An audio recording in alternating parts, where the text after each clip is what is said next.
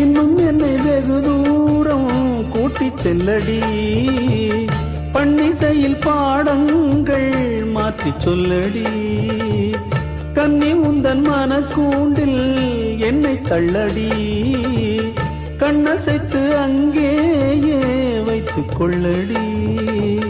மந்திரத்தை மாற்றாமல் கற்றுக் கொடுத்தாய், விந்தைகளை ஏராளம் சொல்லித் தருவேன்.